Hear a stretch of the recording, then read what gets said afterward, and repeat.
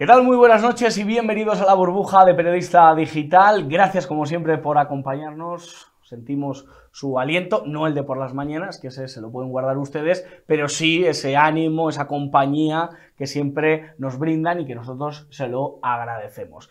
No triunfamos como Morante de la Puebla, pero bueno, vamos a ver lo que hacemos, a ver cuántas vueltas al ruedo nos dan ustedes en el día de hoy. Programa en el que vamos a analizar lo que ha dado de sí la semana, ya estamos a jueves. Y después de las mentiras, que ha habido muchas mentiras en democracia, ¿verdad? Nos mintió en su día Felipe González, nos mintió evidentemente Aznar, nos mintió Zapatero, nos mintió y mucho Mariano Rajoy Brey, pero es que lo de Sánchez, vamos a ver Pedro Sánchez, con lo de la vivienda yo creo que te has cubierto de gloria, yo creo que has rebasado ya el límite, que es esto de prometer ahora cuando huele a elecciones, cuando el tufillo electoral te asoma la oreja, ahora sí, prometes más vivienda y regalas lo que sea con tal de quedarte en el poder. Hombre, hay que tratar un poco más seriamente a la gente, sobre todo porque se lo merece, sobre todo porque el gran problema de la vivienda que afecta a España, un país de propietarios, un país que siempre ha querido pues ver en la vivienda, pues eso, yo qué sé, un rinconcito, un lugar pues donde no solo recogerse, sino, oye, pues poder darle un futuro a los hijos, ese tipo de cosas, pues creo realmente que, no lo sé, tus promesas, la manera que tienes de transmitir tu mensaje, creo que no cala, creo que no cala, porque venir ahora, prácticamente en mayo, cuando hacía la calor, como decía el poeta, a prometernos que ahora sí vas a hacer vivienda cuando has estado 5 años impávido, cuando has estado 5 años sin moverte, creo que es faltarle el respeto a la gente. Y la gente se merece un respeto, Pedro. Yo sé que tú, con la chulería que te caracteriza, es complicado que le tengas respeto a la ciudadanía, pero te animo a que este último tiempo que parece que te queda, pues oye, mantengas un poco, pues cierto respeto, que viene absolutamente bien. Además hablaremos de Mónica García y el juicio que ha hecho a la aplicación Tinder, que entiendo que ustedes conocerán todo lo relativo a esta aplicación, lo que supone, no sé, escríbenos en comentarios las experiencias que han podido tener ustedes en Tinder. Mónica García ha debido tener malas experiencias, no lo sabemos, lo comentaremos aquí. También datos del paro, y hemos tenido datos del paro, y la verdad que Yolanda Díaz no tiene que salir con esa sonrisa que siempre le caracteriza, con la que siempre va. Yo creo que la Hello Kitty metida política tiene que replantearse esa nariz hecha ministra, creo que tiene que hacer, bueno, pues una cierta autocrítica y creo que tiene que decirnos por qué el empleo se sigue destruyendo en España, por qué su reforma laboral solo fue maquillaje, por qué no funcionan sus políticas. Yo creo que nos lo tiene que explicar. Y hablaremos de cine también, hablaremos, por cierto, de las manifestaciones que se convocan el 1 de mayo, el 1 de mayo, ese Día del Trabajador, hablaremos también de lo que está sucediendo con la policía en Baleares. Se quejan y mucho los policías por el trato que les está dando Grande Marlaska. Bueno, pues todo esto y mucho más, más difícil todavía, que dirían en el circo, lo van a tener aquí en la burbuja. Paso a presentarles la mesa de análisis. Colaborador habitual de esta casa, lo tengo a mi izquierda, sin que sirva de precedentes, Luis Sordo, periodista de esta casa, de Periodista Digital, ¿cómo estás? Muy buenas, muchas gracias por estar aquí. Gracias. ¿Qué es lo que más preocupado e inquieto te tiene ahora mismo? El paro, yo creo, de todo lo que vamos a hablar hoy, sin ninguna duda. Y eso que tú tienes trabajo. Sí, pero nunca se sabe. Aparte de que no solamente mi caso, es el de muchos otros españoles que no están trabajando y que esto va peor. O sea, esto crece. Esto es como la iglesia, el cuerpo místico, ¿no? De España, nos acordamos de aquellos, oye, que no están disfrutando de empleo. Nosotros sí lo estamos haciendo, pero claro, ustedes desde casa hay mucha gente que no lo está haciendo y eso se debe dar una respuesta, por lo menos a nivel gubernamental. Y, bueno, yo creo que se estrena en este programa en La Burbuja, a mi derecha, tampoco sin que sirva de precedentes, Alberto Sotillo. ¿Qué tal? ¿Cómo está usted? A la izquierda de los espectadores. Eso es. Que es lo importante. Muy bien, encantado de estar aquí por fin. ¿Estás cómodo situado en ese eje? Yo ya sabes que soy transversal. Tener la razón permite estas cosas, que te puedes mover en cualquier sitio, que siempre estarás en lo cierto. Bueno, pues vamos a comenzar con los temas. El tema del paro, el tema del empleo. Las cifras están ahí, ustedes las saben. Decía aquello de CRAE, cuando cantaba eso de Cuervo Ingenuo con Felipe González, tú mucho partido pero, no es socialista ni es obrero, y decía aquello de que no sabía cómo solucionar el problema del paro. No lo sabía Felipe González, pero tampoco parece que Pedro Sánchez, Alberto. Bueno, si nos remontamos a aquellos momentos, la promesa era unos y otros, yo crearé 1 millón de empleo, entonces al día siguiente, yo 1.200.000, yo 1.400.000, aquello era las elecciones en ese momento, era la campaña. Ahora, como ya se ha visto que esas promesas no movilizan porque nadie se las cree, hemos pasado a una nueva, que es la que referenciabas tú, que es lo de la vivienda. Pedro Sánchez cada día por la mañana dice, ¿hoy cuántas? 53.000, hoy 53.000 viviendas, al día siguiente, no, hoy otras 40.000, por lo tanto ya son 93.000 y mañana otras 20.000. Pues estamos en esta nueva burbuja, nunca mejor dicho, de promesas. Ahora antes eran los parados, que la creación de empleo, que hemos visto que al final España es como es para la creación de empleo, pues ahora la vivienda, y me temo que al final son promesas, pues ya me contarás. Luego vas a ver las que hay efectivamente en la Sareb y no, desde luego que hay que hacerla, pero hay que hacerle de cero prácticamente. O sea que sí, a mí me preocupa eso. La vivienda me parece un tema absolutamente relevante que va muy de la mano con el paro, evidentemente. Claro, efectivamente. ¿Qué hacer con la vivienda, Luis? Los jóvenes tenemos un grave problema con el tema de la vivienda, independizarnos de casa. Nuestros padres ya están hasta las narices de nosotros. Yo me fui hace unos años, pero porque, bueno, pues Dios fue bueno conmigo, tuve esa oportunidad, me fui de casa y esas cosas. Me fui casi como Marco, con la mochila y la gallina de Paco Martínez Soria. Pero, claro, Luis, ¿estas promesas te convencen de alguna manera, las que está dando el gobierno? No, para nada. O sea, como ya hemos dicho aquí y en algunas entrevistas, si Sánchez saca adelante este plan, el milagro de los panes y los peces se queda corto. Eso lo hablé yo el otro día con Xavier Orcajo, justamente aquí en esta casa, y no hay ningún motivo por el que puedas confiar en ese plan. Claro. Bueno, pues ese milagro del pan y los peces es el que se está produciendo, porque es el primer, Pedro Sánchez, el primer constructor que luego, en cuanto a promesa, en cuanto a poder cumplir esas construcciones, le va a costar bastante. Alberto, ¿cómo se soluciona este problema de la vivienda? La derecha plantea un plan de más suelo, de poder, pues quizá las políticas que en los años 2000 pues nos trajeron, las consecuencias que nos trajeron. Del 96 para adelante. Efectivamente, y a muchos también le acusan a Pedro Sánchez de llevar una política pública de vivienda que le recuerda a épocas, como dicen algunos en la izquierda, en blanco y negro. Joder, pues maldito blanco y negro en la que se tenía vivienda, ¿no? Bueno, es claro, en ese momento se construía mucho. Las calidades ya eran otra cosa, pero se construía. El problema es que, como siempre, lo polarizamos. Entonces, o se regula o se da todo el mercado libre para construir casas. Y al final hemos demostrado, y se está demostrado, que ninguna de las dos funciona. Pero como esto es una cuestión de no de tener razón, sino de polarización, si eres rojo tienes que regular, y si eres de derecha, facha, fachaleco, lo que quieras, lo que tienes que hacer es liberalizar el mercado.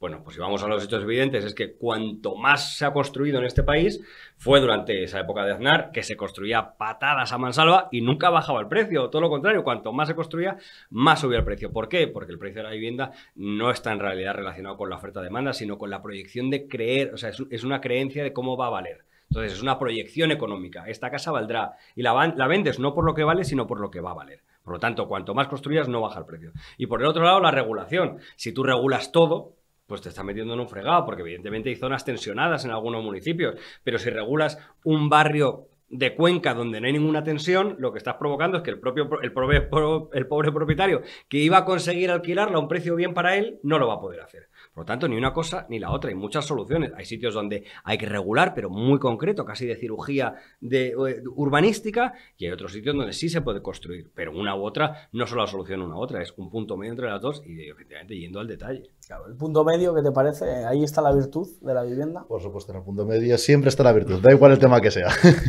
Y en cambio, en caso de vivienda, porque el Partido Popular, la política que plantea en este ámbito es la de liberalizar suelo, sacar más suelo para tener más vivienda, y luego hablan también del problema de la ocupación, que esta ley de la vivienda va a traer más ocupas. ¿Es esto cierto? No sé hasta qué punto, pero es verdad que cuanto más se suban los precios y más difícil sea comprar una casa, va a haber más ocupación. Si tú tienes los motivos o el dinero para poder adquirir una casa barata, va a ser mucho más fácil. Si no tienes otro remedio, vas a ocupar. ¿Y tú crees que esta ley favorece de alguna manera la ocupación? Sí. Sí. Alberto, ¿crees que es un mantra simplemente de la derecha que esta ley favorece a la ocupación o que más ocupas se van a ver beneficiados? ¿España va a ser el paraíso del ocupa? Afortunadamente, España no es el paraíso del ocupa, lo que pasa es que hay ocupaciones. Entonces, si la izquierda lo que hace siempre es decir que no existe la ocupación y que es un mantra falso, tiene una pequeña parte de razón. Afortunadamente, no sales de casa y te ocupan la casa, afortunadamente. Pero negar que existe la ocupación es un error. No sé si lo favorece más o menos, pero es verdad que dar plazos de forma genérica, como decía antes, lo que provoca es que no puedas legislar para el caso concreto. Entonces, yo entiendo perfectamente que tienes que dar soluciones de habitabilidad a gente que lo necesita. Pero ¿por qué la solución de habitabilidad media la tiene que dar un particular con su casa? Pues que la dé el Estado, que para eso pagamos impuestos. No, bueno, es que esa gente tiene 2 niños. Sí, sí, me parece muy bien que tengan casa, pero ¿por qué la tengo que poner yo? Eso, que no parece entenderlo a la izquierda, no queda del todo claro en esta ley. Por eso se puede hacer una extrapolación un poco de demagogia. Esto favorece la ocupación. No es que lo favorezca, pero no soluciona un caso concreto. No son miles de millones de familias, pero cuando te toca, si eres el que tiene la mala fortuna de que te han ocupado tu casa, por cierto, no ocupan casas en La Moraleja, no ocupan chalets maravillosos, ocupan siempre pisos de las zonas más trabajadoras de las grandes ciudades. Entonces, que la izquierda no vea que es un problema que afecta a sus potenciales votantes es negar una evidencia enorme. El problema no es solo que se vea, el problema es que también salen a defenderlo. No hay más que ver ayer a Óscar Matute diciendo, se creen que no tienen otro remedio con familias y que ocupan y tal. Vale, pero es que el dueño de la casa tiene derecho a estar en ella. Claro. Igual hasta dentro de años no vuelve a pisarla. Pero aquí todo vale, porque como no tiene otro remedio, pues se tiene que ocupar. Pues Pero no. tiene razón, cuando he querido encarar este tema periodísticamente y he querido hacer reportajes sobre la ocupación, siempre he tenido que ir a Fuenlabrada, siempre he tenido que ir al sur de Madrid y en La Moraleja no me he encontrado este problema. Esa es la realidad. Algún caso hay en Pozuelo, algún caso hay... Sí, siempre hay algún caso, pero vamos. Y también muchas veces la zona, sobre todo el norte de Madrid, tiene mucha más seguridad, más vigilantes, mejores alarmas, lo que sea. Que eso también hace que sea más difícil ocuparla. Vamos a ver una imagen, le voy a pedir a Marta García, que es una imagen que tenemos preparada, es una lona que ha distribuido, en este caso, el sindicato Solidaridad, que hablaremos dentro de unos minutos con su presidente, el señor Rodrigo Alonso, que le ven ahí en la imagen junto a Santiago Abascal, y han puesto esta caricatura. Han puesto al señor Margallo, exministro de Exteriores, haciendo una Biblia con el logo de la Agenda 2030, casando a Pedro Sánchez y a Yolanda Díaz, y en esa boda pues aparecen una serie de individuos, está el señor Núñez Feijóo, la señora Ayuso, los representantes de Comisiones Obreras y UGT, está Ángela Rodríguez Pam, está Echenique, está gente de Bildu, están líderes de Latinoamérica, está el señor Bendodo, Mónica García, más allá de si te puedes sentar peor o mejor, lo favorecido o mal que salgas en una caricatura, que eso yo creo que es una caricatura y toda la vida se han hecho. ¿Qué os parece la imagen, Alberto? ¿Es una buena estrategia de Vox meterse también con el PP, meter a Bildu al PP en el mismo saco, hacer este tipo de, bueno, pues performance, que dicen los cursis, ¿eh? Hemos estado hablando antes de estas expresiones que no sirven de nada, no se dice performance, pues espectáculos o manera de tratar, ¿qué te parece? Bueno, es que Vox lleva demasiado tiempo metiéndose casi en exclusiva con el Partido Popular. Yo no sé si esa es una buena estrategia, solamente enfocarse en lo malo que es el Partido Popular. Yo creo que le iba mejor cuando tenía un poquito más de apertura, sobre todo porque ya al final el votante del Partido Popular tiene muy claro y va a generar bastante voto útil en la medida en que Vox no aporta solución. A mí me encanta que hagan estas cosas, ¿eh? Todo lo que sea dar entretenimiento a las campañas electorales y bienvenido sea. Hasta el propio Margallo decía, hombre, la pena es que me saquen gordo, ¿no? Bueno, pues sí, funciona, suena bien. Ahora, creo que el tema elegido, de la misma manera que Ortega Smith persiguiendo manteros por la calle y cosas así, bueno, pues tiene sus complicaciones ya porque se les va la pinza. Esto ya es un poco casi lo de la Agenda 2030, es un poco kafkiano, quiero decir, no es nada mainstream. Y Vox se caracterizaba por ir mainstream. Vox se caracterizaba por ir a temas generales, o sea, que todo el mundo entendía. Pero la Agenda 2030 es tan específico, tan casi paranoico, que un votante normal se reconozca y diga, oh, la Agenda 2030, qué barbaridad. La Agenda 2030, las supuestas maldades de Soros en la Agenda 2030 la conocen cuatro y son los que están en Vox, por lo tanto es autorreferencial, creo que tiene poco acá. Ayer en esta casa Iván Espinosa de los Monteros hacía referencia a que cualquier votante que no quisiera la Agenda 2030 tenía Vox. Pero claro, yo no sé hasta qué punto un votante, sobre todo de cara a unas elecciones municipales autonómicas, o sea, en Cabezón de la Sal, provincia de Cantabria, ¿conocen lo que es la Agenda 2030, Luis? Hombre, supongo que sí, habrá como todo, habrá gente que sí, habrá gente que no, pero la Agenda 2030 es en lo que se está apoyando Vox fuertemente, porque es en lo que el PP se le diferencia, al igual que van a sacar la ley del sí es sí, el hecho de que el PP haya apoyado al PSOE, y es evidente que Vox no va a coger votos del PSOE, ni de Podemos, ni de cualquier otro partido, al único que le puede quitar es al PP. Y es a lo que se va a dedicar estos próximos 30 días que quedan. Sí, pero Vox también es un partido que se vende como transversal. y que quiere también quitarle votos a la izquierda de alguna manera, o quiere votar en los barrios obreros. Rocío Monasterio ha dicho que se va a encargar de ir a Leganés, de ir a zonas donde quizá la izquierda tiene ese cinturón rojo. ¿Es buena esa estrategia? Lo hablaremos con Rodrigo Alonso en unos minutos, pero ¿te parece buena la estrategia de atacar a Margallo, de atacar a Feijóo, de atacar a Almeida, de atacar a...? Yo creo que no, yo creo que me parece más adecuada la estrategia que llevó Vox en su principio, de su idea de defender España, defender la familia, estar en cosas en contra como el aborto, por ejemplo, y de valerse como ellos solos. Lo de dedicarse a atacar a unos partidos o a otros, al final yo creo que siempre acabas perdiendo. Y vamos a pasar a otro tema. Yo, de verdad, creo que hay temas mucho más importantes, seguro que los hay, pero Mónica García pues ha querido llamar la atención en el día de hoy. Les leo el tuit para que no vean que es un bulo de aquí, de esta casa, no, lo ha escrito ella.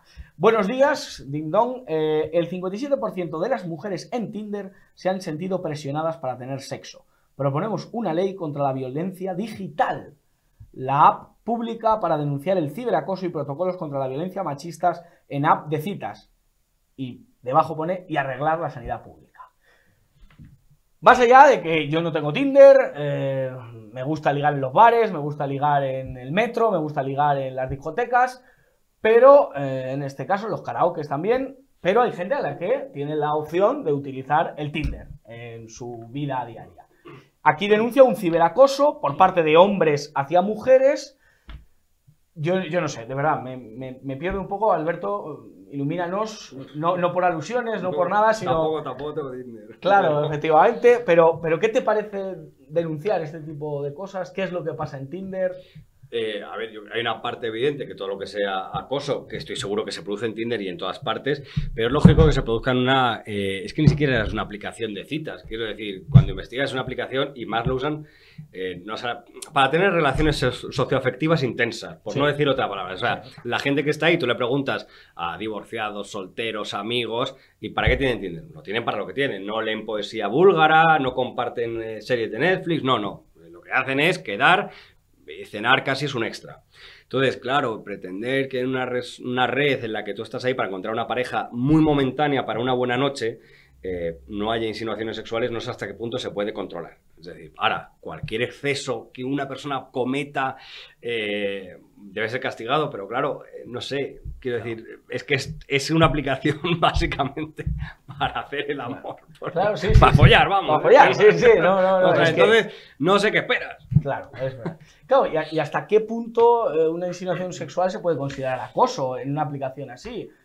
Te enseño esto, no te lo enseño, te lo dejo de enseñar. Hombre, no hay que enviar nada que no sea pedido. Que quede claro. Oye, si no te piden una foto de nada, no la mandes. No tienes que hacer un exceso visual de nada, ni acosar verbalmente, ni nada. Pero bueno, quiero decir que también, o sea, no es esto de ellas saben dónde se meten y ellos para nada, no tiene nada que ver. Oye, el acoso en ningún momento está justificado.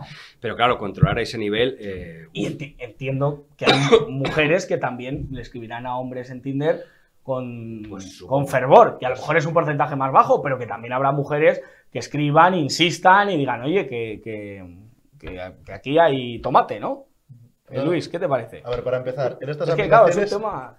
tú ves la foto de la persona y dices, ¿me atrae o no me atrae? ¿Izquierda o derecha?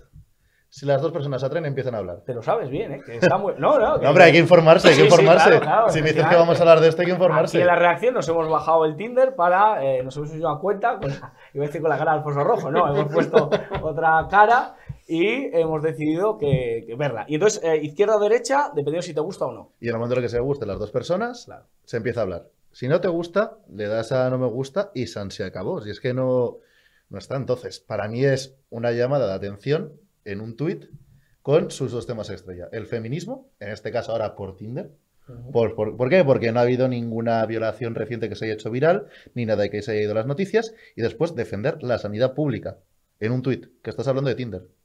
No le veo la lógica. Es un recordatorio, claro. Y no nos olvidemos de Siria. ¿No? Efectivamente. Eso es un poco esa carencia del roto. Claro. Bueno, no sé, quiero decir, es que son sus ejes de campaña, como tú bien has dicho. Entonces los tiene que sacar adelante. Lo que pasa es que, claro, pues tiene este tono en el cual la gente que usa Tinder y conoce Tinder, pues ya te digo, no creo que se sienta especialmente destrozada porque alguien en esa aplicación haga esas cosas. Luego, pero que no se debe hacer. Claro, no se debe hacer. No se debe hacer. No se debe hacer. pero que políticamente Más País sí es un partido que le caracteriza las ocurrencias, el sacar temas a la palestra de los que nadie habla. Yo creo que aquí te has pasado un poco, Mónica. Creo, sinceramente, porque hablar de la salud mental, me parece que ellos fueron los primeros en empezar a hablar de esta cuestión, o por lo menos las canciones hablaban antes de salud mental, evidentemente, pero ellos políticamente llevarlo al Parlamento. Pero claro, Errejón un día pidió en el Congreso que el aire acondicionado que se bajase. Hoy, por cierto, una diputada le ha dado una pechusque, se ha caído, y desde aquí le animamos y le deseamos una pronta recuperación. Pero digo que Errejón buscó eso, esta hora sale con lo del Tinder, parece que es que, joder, cuando hay datos tan escalofriantes como los de vivienda, como los de paro, de eso no se ha acordado. Podía denunciar, oye, el paro sigue creciendo y no os olvidéis de la sanidad pública. Es que si no pagas la etiqueta azul esta, no puedes escribir un número de caracteres determinado. Que No, claro. Como tenga que poner en Twitter todas las cosas que hay que arreglar, pero hay tiempo para todo. Tienes Se todo... puede arreglar Tinder, sí, hay que arreglarlo, y se puede arreglar la De momento, Elon Musk no nos cobra por cada tweet que mandamos. Entonces se puede mandar un hilo de esos. Bueno, pero imagínate que cada político, cada vez que pone un tweet, tuviera que denunciar todas las cosas que están mal en el país. Bueno, pero sí por orden de prioridad, ¿no? Vale, pero ¿cuándo establece el orden de prioridad? Estoy seguro que hasta Mónica García habrá puesto tweets sobre la vivienda, sobre el calor, sobre el medio ambiente, habrá puesto sobre todo. Entonces, esto es una prioridad de hoy. Y además estamos en campaña, recordemos, campaña electoral. Por lo tanto, en campaña electoral... Está en campaña, pero es que sale a hablar de algo que no es su competencia. Claro. Porque, claro, ella lo que quiere es poner una ley. ¿Pero qué ley vas a poner en la Comunidad de Madrid? Que para una red social que se utiliza a nivel español. No sé qué os parece, pero se legisla todo en esta vida. O sea, se legisla a cuántos metros tiene que estar la playa de la acera, el cangrejo americano, si debe tener una... una... Es que además está legislado. El acoso efectivamente, el acoso está legislado. O sea, una mujer puede denunciar, claro, ¿no? Una pantalla, un pantallazo. Ya es acoso. Si tú ya da igual la red social. Si estás y con la ley del sí es sí, claro, está mucho más fuerte que nunca. Claro, por eso digo que... Y mucho yo tenía un amigo... Está mucho más protegida la mujer, que no se me malentienda. Le acosaban por Bizum. Esto es verdad. O sea, le mandaba 50 céntimos, 1 euro, constantemente, durante mucho tiempo. Y claro, era un sin vivir, o sea, todo el rato. Claro, no, al revés, o sea, le daba 1 euro, 90 céntimos, estoy pensando en ti, 90 céntimos, 1 euro. Y así constantemente, y llegó a recaudar unos 90, 95 euros. Pero claro, él se vio acosado porque, claro, era constantemente, o sea que... Por lo menos tenía dinero para poner la denuncia. Ya, claro, efectivamente, pero digo que hay ahora varias aplicaciones con las que se puede... Creo que en el Parchís Online también hay chat, ¿no? En todo. Entonces, en el pinturillo, ¿os acordáis del pinturillo que se jugaba? En la pandemia. El Parchís, hay muchos, ¿no? Pero eso digo, ya está legislado. Ya. O sea, que el acoso ya está. No sé cómo de específico quiere Mónica que sea un acoso especial. O sea, en una red social donde lo que se va es a lo que se va, que esté muy controlado. Bueno, pues ya está controlado. Quiere decir que es... Y que eso digo, es campaña electoral. Y que no se va a controlar diferente en Madrid que en Valencia, en Cuenca o en Sevilla. Bueno, eso es un mal de España, en el sentido que cada comunidad autónoma tiene su legislación y a lo mejor en una se legisla de una manera, en otra... Y yo creo que se le ha puesto muy fácil a Ayuso. O sea, cuando te pones a hablar de esto, se la pones votando a Ayuso para que en un debate te diga, oiga, mientras yo estoy intentando ayudar a los madrileños, usted está pensando en el Tinder. Sí. ¿No? Pero bueno. Sí, es verdad que no es una preocupación de primera necesidad, ¿no? O sea, es verdad. Tinder del primer mundo. Exacto. Tinder probablemente sea la 4ª o 9ª preocupación, en el mejor de los casos, de la mayoría de la gente, porque puedes borrar la aplicación. En cambio, no puedes borrar la hipoteca, no puedes borrar el coste de la factura de la luz, eso no lo puedes borrar. A nosotros, como no nos hace falta Tinder, pues no tenemos esa preocupación. Exacto, yo ya me casé antes de Tinder. O sea fíjate. Yo no, pero oye, ahí estamos en el mercado, amigos, que diría Rodrigo Rato. Alberto Sotillos. Un placer. ¿Se le ha pasado rápido? Demasiado. ¿Ha sido duro? No. Nada duro. Hay cosas más duras en la vida. Exacto. Efectivamente. En Tinder, por ejemplo, claro. Madre mía, qué temita. Yo animo a los espectadores de verdad, nos van a escribir y todo, que nos cuenten también sus experiencias, porque eso es enriquecedor. Y la semana que viene, pues leemos y las 3 mejores, como en la radio, pues las podemos leer. A ver cuántos casos de acoso hay. Claro, efectivamente. Que seguro que los hay. Que seguro que los hay, No, digo que igual nos los escriben en YouTube y así.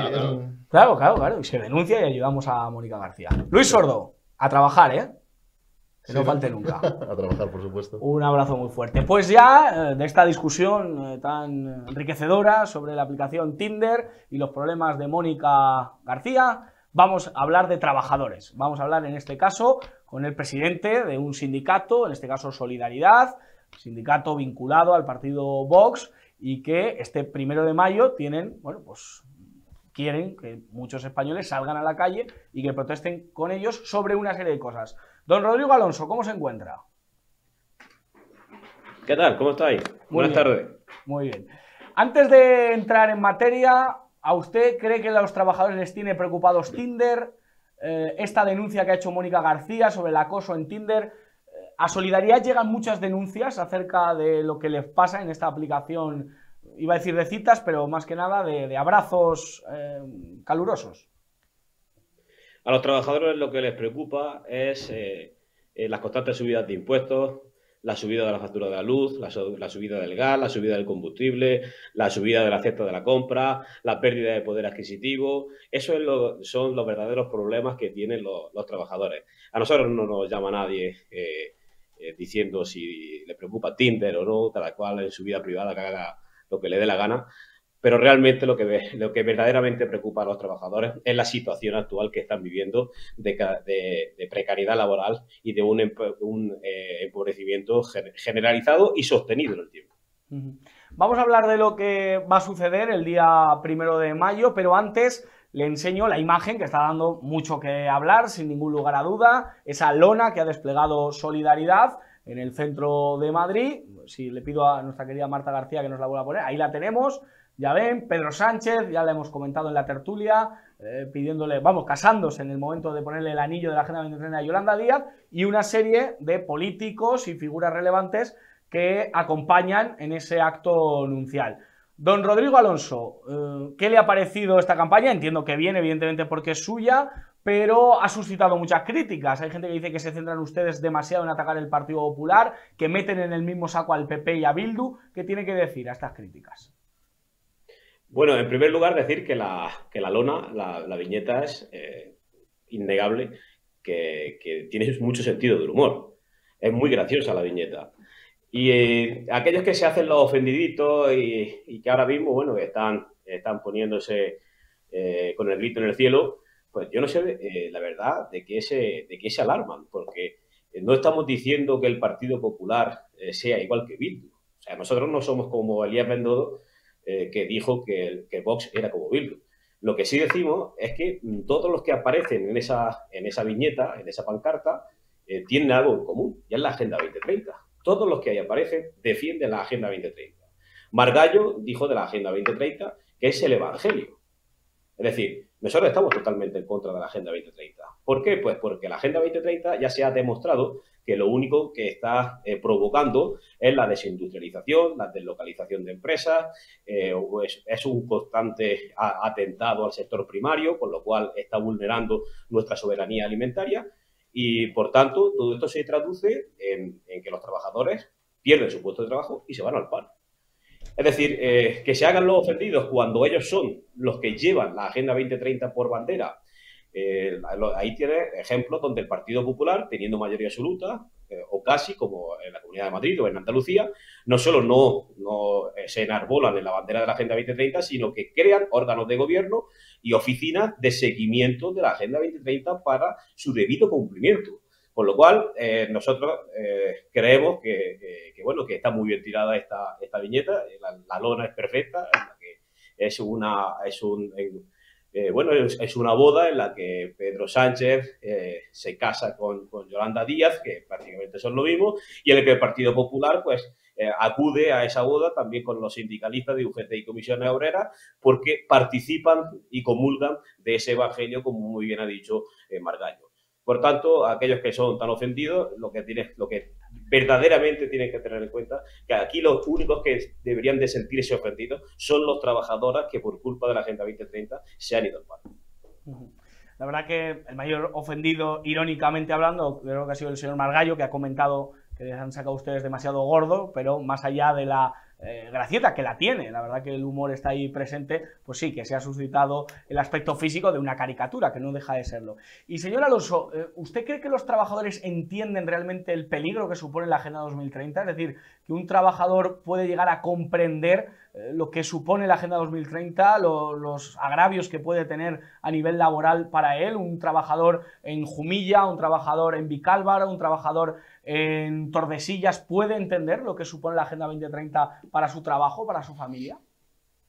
Bueno, en nuestra obligación y en nuestra responsabilidad hacer un ejercicio de pedagogía y explicar lo que verdaderamente es la Agenda 2030 y sus consecuencias. Es decir, ahora que bueno, que se van a producir elecciones municipales en toda España, todos los que concurren a las elecciones municipales tienen que decir y explicarle a la ciudadanía en sus programas electorales que las zonas de bajas emisiones por las cuales van a prohibir circular con coches de combustión por el centro de las ciudades o por determinadas zonas de las ciudades, como ocurre en Madrid con el Madrid 360, el antiguo Madrid Central de Almeida, de Almeida, el antiguo es de Carmeida, ¿no? Como se le suele decir en términos humorísticos.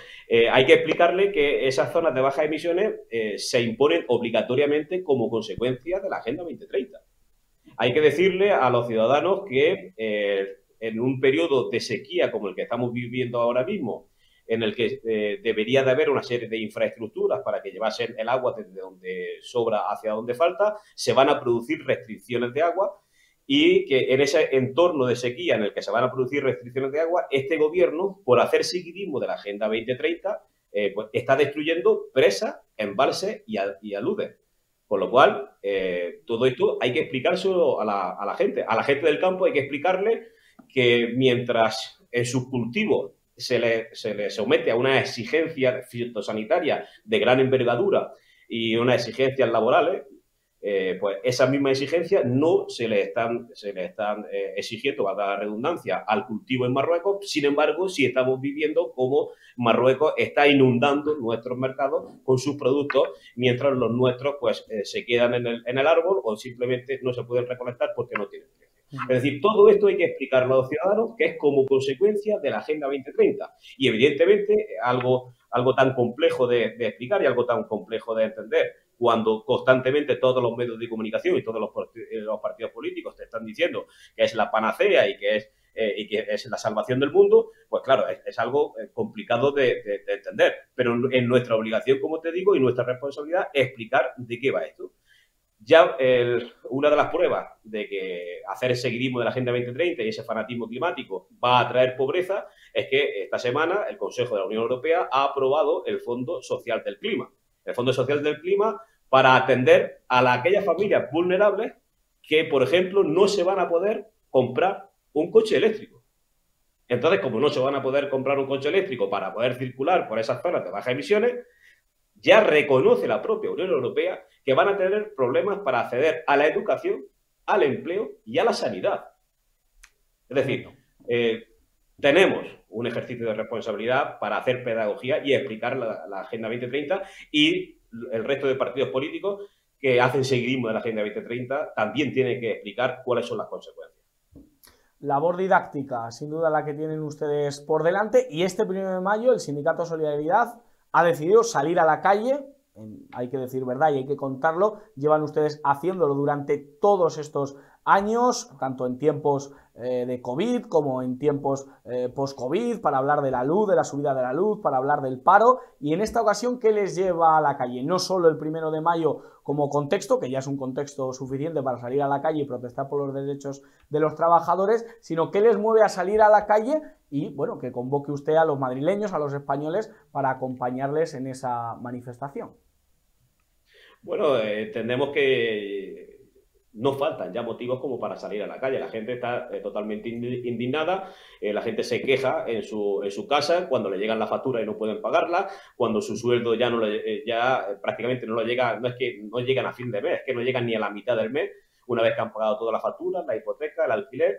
Y entonces la gente, en lugar de quejarse en el salón de su casa o en el bar o en el parque, lo que tiene que hacer es salir a la calle el día 1 de mayo, acompañarnos y gritar alto y claro al gobierno que debe de irse cuanto antes, porque la situación es totalmente insostenible.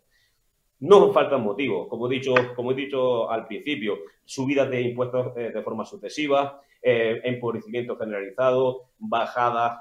Somos el país de la OCDE que tiene mayor tasa de paro, somos el país de la OCDE en el que más ha bajado el poder adquisitivo, la que más pérdida de poder adquisitivo hemos tenido. Para hacer una comparación con la vecina Francia, nosotros en España hemos perdido poder adquisitivo 10 veces superior al que ha perdido Francia. O sea, esa es la magnitud del problema en el que estamos viviendo en España.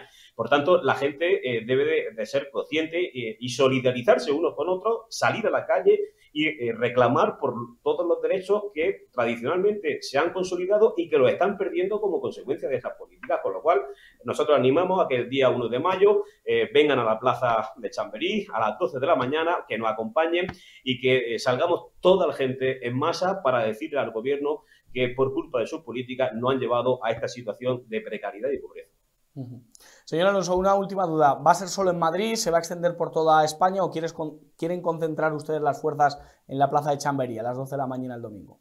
En esta ocasión lo vamos a hacer solamente en Madrid, en la plaza de Chamberí, para, como muy bien dices, pues concentrar todas y aunar todos los esfuerzos para que así pues quede una manifestación, una concentración mucho más sólida. Bueno, pues ahí está todo trabajador convocado, que no se sienta representado por los sindicatos o bien marxista o bien vinculados a partidos asociados a la izquierda, pues tienen ahí una oportunidad de protestar y de, pues de alguna manera, azuzar un poco el avispero que de verdad con la que está cayendo, yo creo que esta tranquilidad que nos caracteriza al pueblo español se nos debe ir pasando, así que vamos a ver cuánta repercusión tiene esta manifestación, pero estoy seguro que viendo los datos del paro y viendo cómo está la situación, creo que hay motivos suficientes para salir a la calle. Don Rodrigo Alonso, gracias por atender a Periodista Digital a la Burbuja. Muchísimas gracias a vosotros, como siempre. Gracias. Pues ya ven, yo creo que realmente en las épocas en las que nuestra clase política están preocupados de tasas en Tinder, tasas de acoso en Tinder, y hablando de, pues eso, del aborto de las gallinas, que diría que es el programa, pues creo que realmente, o del sexo de los ángeles, creo que es necesario, es justo y necesario, es nuestro deber y salvación, perdónenme que cite lo que es la estructura de la misa, pero es verdad, es nuestro deber el involucrarnos en las causas justas, en las causas de los trabajadores y no dejar a este gobierno ni un minuto de aliento, de respiro, porque madre mía, la que nos viene encima con esta gente. Ya llevamos 5 años aguantándoles, parece que ha pasado una humanidad, pero son 5 años. Y además este gobierno no atiende a la policía, no la atiende, y es una realidad. Y pasa en Baleares. Oiga, Baleares es España, a ver si le queda claro a Marlaska, porque Marlaska a veces, como está muy distraído con otras cosas, a ver qué le dicen desde Marruecos, qué orden le da, o yo no sé a qué está Marlaska. Ministro reprobado por todo el Congreso y que ahí sigue. Marlaska. ¿Pero qué haces ahí, en tu puesto? Que te están pidiendo una ayuda, que te están pidiendo aportes, que los policías están como están. ¿Pero dónde está Marlaska? O sea, que una policía que se ha jugado la vida, porque se ha jugado la vida, porque nuestra policía, miren, yo puedo tener un discurso más o menos cercano a nuestros cuerpos y fuerzas de seguridad del Estado, que dice Ortega Smith, pero realmente una policía como la nuestra, que se ha jugado la vida, a la que le han estado asesinando, en la que hay miles y cientos de policías que las han pasado canutas, y que ahora el gobierno esté más preocupado en a ver cómo contenta a Bildu, a los amigos de los asesinos de policías, que de la propia policía. Venga, hombre, por favor. Venga, Marlaska, vete dimitiendo. Vete dimitiendo. Antes que tu indignidad te supere. Antes que tu indignidad se te suba la chepa y ya no puedas con ella. Marlaska, yo creo, de verdad, tiene esa complexión ahora mismo física de la indignidad que le tiene sumido en eso, una especie como de jorobado de Notre Dame. Señor Marlaska, tiene que usted dimitir, tiene que usted irse a su casa. Es el peor de todos, ¿eh? Es el más malo. Tiene la cara esa mala, esa cara chupaín que tiene, es de la maldad que le corroe. Defienda usted a alguien, por favor. ¿Qué es usted ministro del Interior? ¿Qué es usted ministro del Interior? Y para hablar, pues, de realmente pues, las sandeces de Marlaska, para hablar de los abusos, de las injusticias que lleva a cabo el señor Marlaska, pues tenemos que hablar con los representantes de la gente a la que está pisoteando el señor Marlaska. Y en este caso vamos a hablar con José Manuel Bosquet Laguna, que es el secretario provincial de los Asuntos Legales de Jupol en Baleares, este sindicato policial. Señor José Manuel, ¿cómo está usted? Hola, ¿qué tal? Buenas tardes. ¿Cómo estamos? Gracias por atendernos. Gracias a ustedes. ¿Qué la verdad que se agradece. Reprochar a Grande Marlaska? Que de grande ya tiene poco, se está haciendo pío, se está haciendo pequeñito, diminuto, minúsculo. ¿Qué se le puede reprochar a Grande Marlaska? a medida que ha ido pasando, digamos, la legislatura, pues sí que es cierto que estamos de acuerdo en lo que has estado más o menos diciendo. La visita que hemos tenido hace poco aquí a nuestras islas, más concretamente, ha sido un punto más de, digamos, de su carácter electoral, por así decirlo. Entonces, con la problemática que estamos teniendo, que ya viene de lejos, pues no hace más que empeorar, por así decirlo, también. Entonces, lo que proponemos nosotros son cosas para poder paliar esta problemática, como es la insularidad, actualizar la insularidad. Sin embargo, él viene con una idea a largo plazo. Según nos dijo, vendrían unos técnicos para valorar, digamos, los edificios de la administración, pero nada en concreto, al fin y al cabo. Nada en concreto para solucionar esto que a día de hoy sigue siendo un problema para nosotros. Compañeros que vienen de paso, funcionarios públicos que son temporales, porque no llegan a estar aquí mucho tiempo, en cuanto puede se van. Incluso hay compañeros que están pidiendo excedencias, porque en el trabajo, digamos, privado, están llegando a cobrar más dinero que lo que es como funcionario público. Entonces, esto se está agravando en ese sentido. Es absolutamente tremendo, porque claro, concretamente en Baleares es donde está sucediendo este tipo de circunstancias que usted nos denuncia. ¿Qué hace de especial a la zona de Baleares? ¿Por qué ustedes, los policías que habitáis esas islas, estáis, pues os sentís más desamparados, más injustamente tratados en Baleares concretamente? Pues sobre todo por lo caro que es la vivienda, lo caro que es vivir. Se está haciendo, digamos que para vivir tenemos que vivir como turistas, porque es el mismo precio. Entonces, la gente que en teoría tiene familia, que supuestamente accede a la administración pública con unas condiciones para estabilizarse en ese sentido, pues lo hace muy difícil en esta comunidad.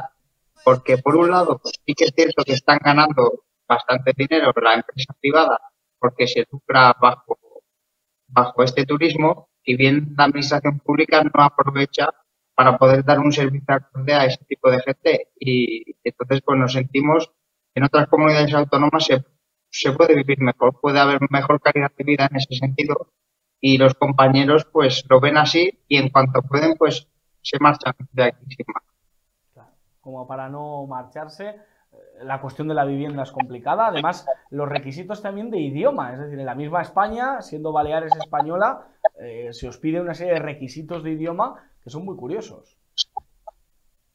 Sí, eso también son requisitos que ya de por sí, por la propia comunidad, por su cultura, pues tiene el idioma que, como en Cataluña, pues aparte de eso, pues se juntan los turistas que van viniendo. Entonces, como profesionales, nosotros tenemos que adaptarnos también a los ciudadanos para poder dar ese servicio profesional y ejemplar.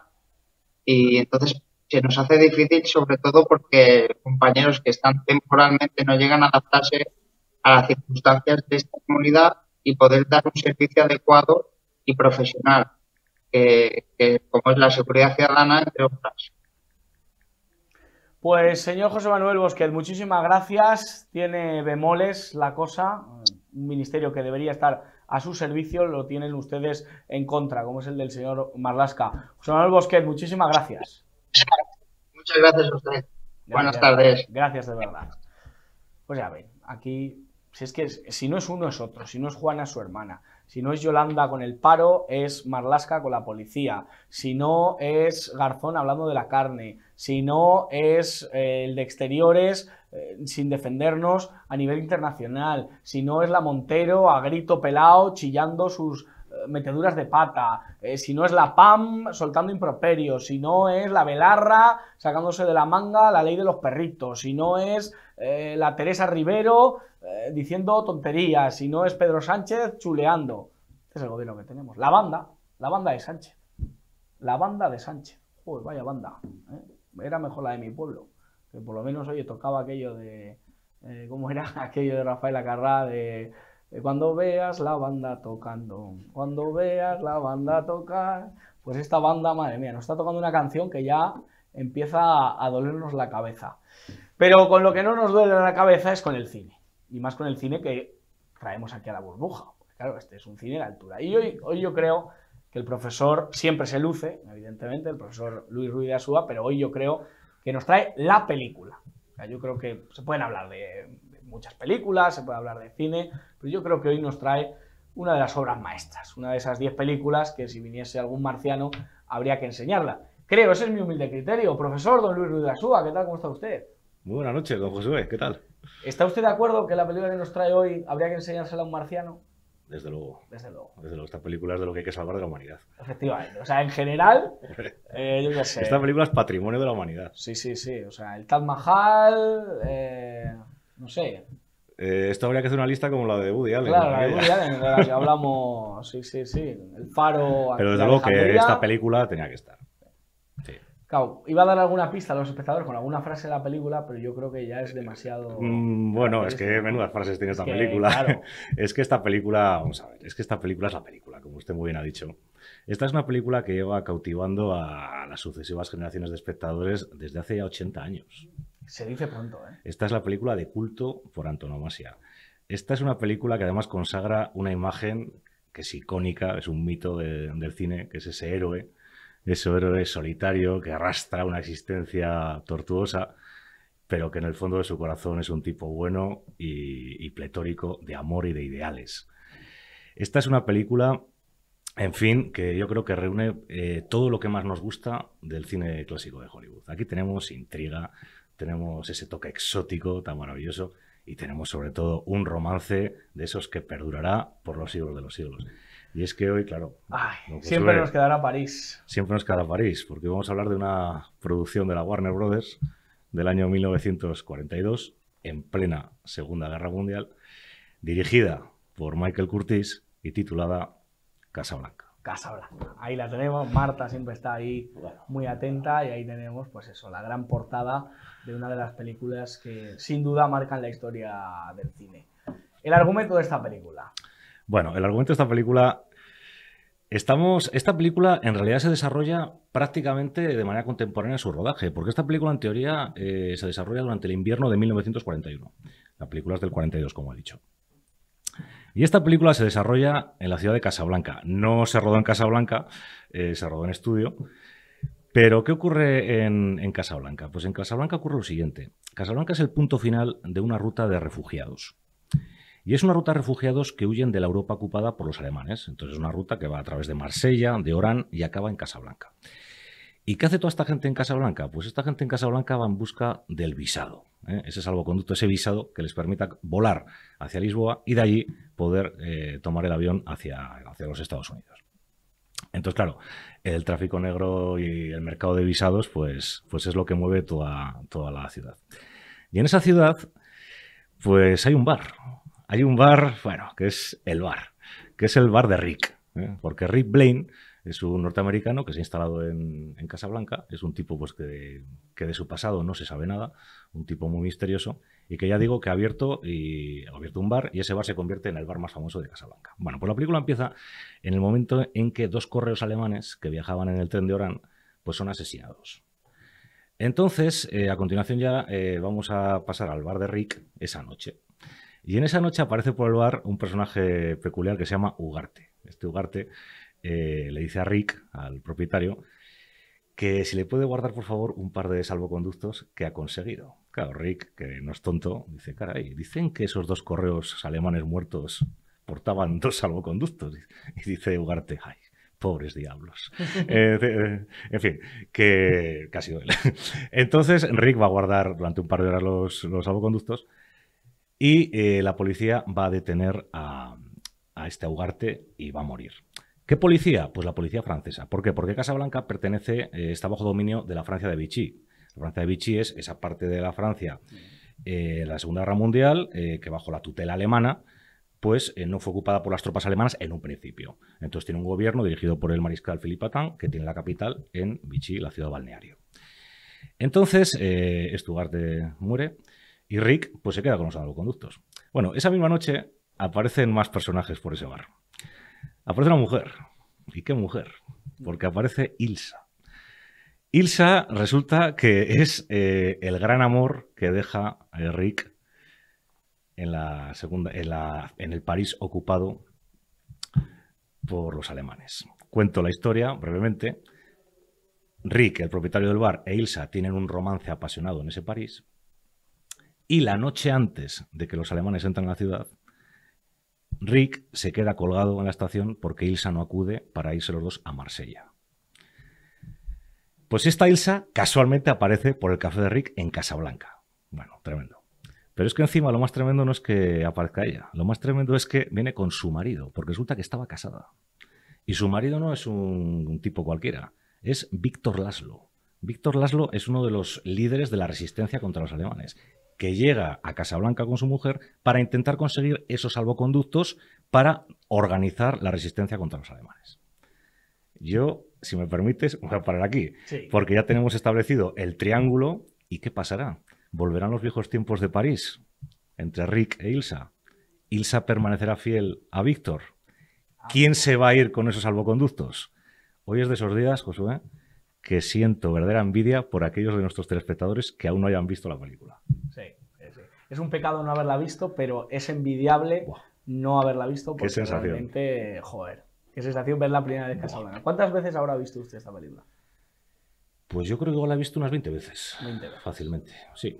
Yo creo que una vez cada año, cada 2 años veo esta película. Casablanca, porque es obligada a verla. Sí, desde luego. El guión, genial. Bueno, el guión, este se estudia en las escuelas, en las escuelas de cine, porque este guión probablemente es uno de los mejores guiones jamás realizados. El guión tiene una historia muy curiosa porque está realizado por 3. Y es que hay 2 hermanos gemelos que son los famosos hermanos Epstein, Philip y Julius. Bueno, estos eran unos personajes, aparte de una creatividad suprema. Fíjate cómo eran estos dos. Julius era un personaje que tenía mucha labia, seducía muchísimo a las mujeres. Y corría la leyenda en Hollywood, fíjate lo que se decía de estos dos, que Julius pues seducía, por ejemplo, a una mujer, se la llevaba a su casa y se acostaba con ella y de repente decía, oye, que espera, que voy a preparar unas copas. Se iba a la cocina y en la cocina estaba su hermano gemelo esperando y era el que volvía después a la cama, no, a la cama con la chica. Claro. Esa leyenda, si no Nevero Ventrovato, acerca de los hermanos Epstein, que dice muy bien de qué tipo de gente eran. En medio de ese caos tenía que aparecer alguien que organizara bien ese guión, que era Howard Koch, que era mucho más serio que estos dos. Bueno, permíteme que hablemos un momento del director, porque es que Claro, Casablanca, le iba a preguntar, es que evidentemente. Casablanca, claro, es tan inmensa que muchas veces nos olvidamos que el director es Michael Curtiz, Claro. un genio, uno de estos directores todoterreno que abarcó todo tipo de géneros y que a mí particularmente me gusta mucho en sus incursiones por el cine de aventuras, que tanto me gustaba cuando era chaval y que si cabe me gusta más ahora.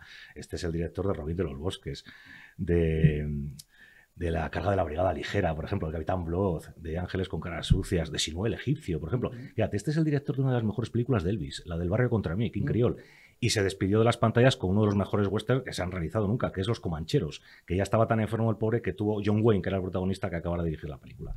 Bueno, pero claro, Michael Curtiz va a pasar a la historia por ser el director de Casablanca, película por la que ganó el Oscar al mejor director, el Oscar a la mejor película. Y por cierto, los hermanos Epstein y Howard Koch ganaron el Oscar al mejor guión. Es que fíjate tú qué película. ¿Cuántos Oscars se llevó Esas Casablanca? los 3 gordos. Los 3 gordos. Sí, ¿no? sí. Fíjate. El guión, Un la día película. hablaremos de películas que tienen los 3 gordos. Sí, sí. Porque- Podríamos hacer un día Pues especial. podríamos hablar, Sí, sí, porque sí. no todas las grandes, pero... Y podríamos hacer otro día un especial de grandísimos directores y actores que no se han llevado Oscar. Eso sí que es tremendo. Efectivamente. Eso es como el Atleti, que no tiene una Champions. Bueno, no saquemos esos temas.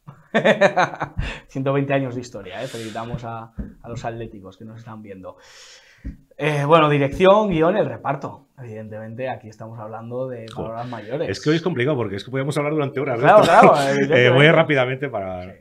Vamos a ver, la pareja Sidney Greenstreet y Peter Lorre. Esos dos actores maravillosos. Sidney Greenstreet es el dueño del Loro Azul, que es el otro café de Casablanca. Peter Lorre es Estugarte. Y estos era una pareja tan buena que van a hacer varias películas. Hablamos de ellos aquí con ocasión del Halcón Maltés. Ujú.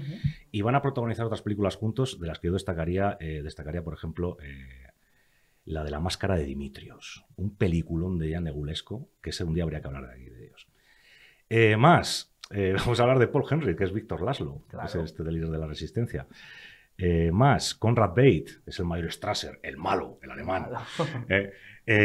Y yo ya me pararía un poquito más con Claude Rains. Claude Rains es el jefe de policía, el capitán Louis Renault, que es un personaje, Ahí lo estamos es un policía, que efectivamente es un policía corrupto, es un jeta, un sinvergüenza, pero muy simpático. Y bueno, y aquí tiene momentos sublimes en esta película, por decir uno.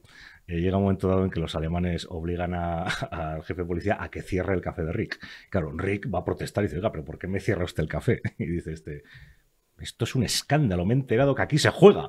Y en el momento en que dice esto, aparece un empleado del bar y le dice, señor, sus ganancias. Claro. Eso es maravilloso.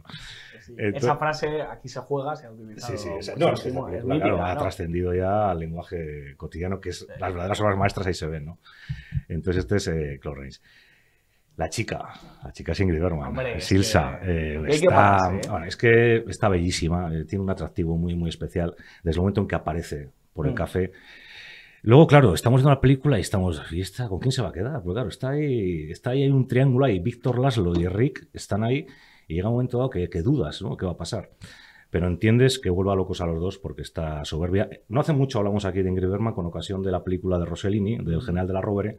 Ya conté aquí lo que hizo Ingrid Bergman, que se enamoró de Rossellini por su obra. Es decir, una mujer muy, muy especial que en esta película tiene, pues claro, cuando le dice a Sam, al pianista, ¿no? Sam, Toca otra vez. No lo dicen. Claro, es que esa es la cuestión. Es que no lo Eso dicen. le quería preguntar yo. No lo dicen. ¿Por qué no dice, dicen toca, dice Sam, toca lo que el tiempo pasará. Claro. Y o sea, luego, ni tócame la Sam, ni no, toca la lo de Sam. toca la otra vez Sam. Toca la otra vez Sam. Eso Fíjate, eso y no lo se dice quedan ni ella ni él, porque Bogart también va a tener otro momento parecido. Otra sección tenemos que hablar, porque Rambo nunca dijo, Dios mío, no siento las Es piernas. Nadie dijo más madera, tampoco es una frase de que película. se puede hablar de tantas cosas. Yo soy tu padre, sí. Ah, bueno. Sí, yo soy tu padre, sí, en Star Wars. Pero esas frases no. Y tócame la Sam, o toca la Sam, otra vez. Otra vez, lo de la otra vez. Toca la otra vez, Toca. no, Sí. no aparece. Y bueno, y esta película es Bogart. O sea, esta película además es que inaugura el mito de Bogart. Bogart con esta película se convierte en un icono cultural. Y claro, desde el momento en que aparece Bogart, con su smoking blanco, jugando solo al ajedrez, mientras se bebe una copa y está fumando. Ese Bogart completamente torturado por algo que ha pasado, que no sabemos en un principio qué, luego nos lo cuenta la película. Fíjate, dice el maestro Garci, del que hablamos aquí mucho últimamente, y me parece que Garci, la verdad es que lo clava, porque dice, Bogart en Casablanca es un tipo al que parece que le ha pasado todo la noche anterior. Claro.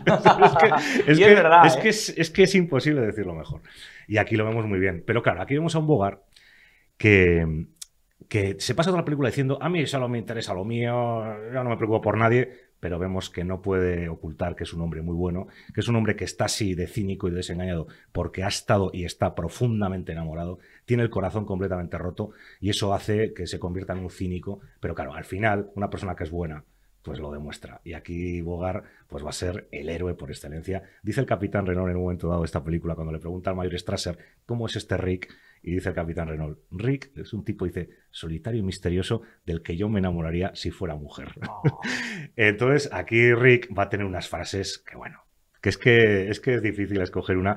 A mí me gustan mucho esta de, por ejemplo, la final, ¿no? Esto va, Luis, esto va a ser el comienzo de una... Presiento que esto va a ser el comienzo de una hermosa amistad. Así quería terminar yo la sección de hoy, pero se ha adelantado. Sí, bueno. Lo siento. Habría sido un buen colofón, pero lo podemos repetir, porque es una frase estupenda.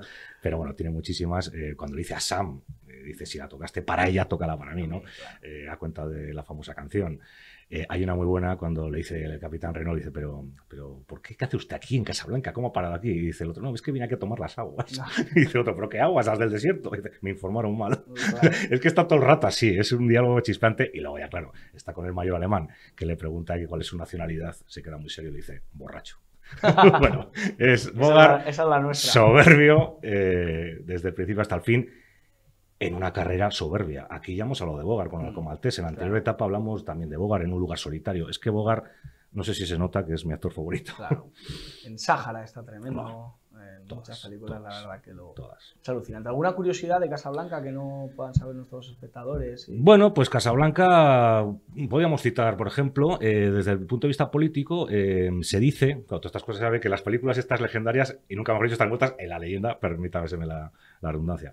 Se dice que Roosevelt, el presidente norteamericano, vio la película y que fue uno de los... y que lloró viendo la película, le emocionó mucho y que fue uno de los motivos por los que decidió participar más activamente en la política, sobre todo africana, y es más, va a viajar va a cruzar el océano y va a ir a Casablanca a una reunión con los líderes aliados. Podría ¿Le ser una... motivó esta película? Dicen, eso ya. Es tremendo. Sí. Y dirigiéndose a la cámara, como siempre hace usted, ¿por qué hay que ver en 2023, en este final del mes de abril, comienzo del inicio de mayo, Casablanca? Bueno, hay que verla todos los meses. Y una vez al mes no estaría mal ver Casablanca. Pero bueno, hay que ver Casablanca. Es la película de culto por excelencia. Es la película de culto por excelencia que hay que ver. Una persona que quiera tener una cultura tiene que ver Casablanca. Es la película, además, fíjate, Josué, que es tan buena esta película, ha dejado tal legado, que hay varias películas que se basan en Casablanca. Estoy pensando Una noche en Casablanca, de los hermanos Marx, por ejemplo, Sueños de un seductor, bueno, no es de Woody Allen dirigida, pero interpretada por él, y una película que a usted y a mí hemos hablado alguna vez de ella, nos gusta mucho, que es Los peores años de nuestra vida. ¿Es verdad? Que es una película que, vamos, Sí, sí. bebe de Casablanca muchísimo. Tremenda. Pues al final Una es película Casablanca española. puro y duro, una película española de Emilio Martínez Lázaro, Sí. muy buena y muy recomendable. Ujú. Una película Casablanca que si llegamos a casa, encendemos la televisión y está puesta, aunque la hayamos visto 20 veces, la vamos a seguir viendo. Una película, en fin, que inaugura el mito de Bogart para siempre y sobre todo es una película que es la gran historia de amor de nuestro tiempo. Es el mayor romance de nuestro tiempo y yo aconsejaría a nuestros amigos telespectadores que ya la hayan visto, que la vuelvan a ver, por supuesto, y a los que no la hayan visto, vean Casablanca porque les va a cambiar a ustedes la vida. Hace poco quise escribir unas letras, unos versos, incluyendo a Ingrid Bergman, como en Casablanca, y me aconsejó usted no la cite. Es que no No haga podemos, referencia no a ella. podemos decirlo porque haríamos Spoiler. lo que dicen los cursis, que dice usted, ¿no? Spoiler. Luis, este es el inicio de una gran amistad. Yo creo que ya es la continuación absoluta. Le agradezco que Lo mismo digo, Josué. esté en esta sección y si la burbuja existe es gracias a secciones como esta. Por favor, me siento abrumado por sus amables palabras. Muchas gracias. Siempre nos quedará Madrid a nosotros. Por supuesto que sí. Usted y yo tenemos una larga historia que viene en Madrid. Totalmente. Aquí he vivido, aquí quiero quedarme. Pues nada, nosotros nos despedimos con este peliculón, de verdad, no dejen de verlo, toda la familia lo puede ver junta, enamorados, desenamorados, de verdad, véanla porque se van a emocionar. Que no se lo cuenten porque ya se lo contamos nosotros. Alejen a los niños del televisor y por favor, aléjenles de Irene Montero. Que Dios les bendiga.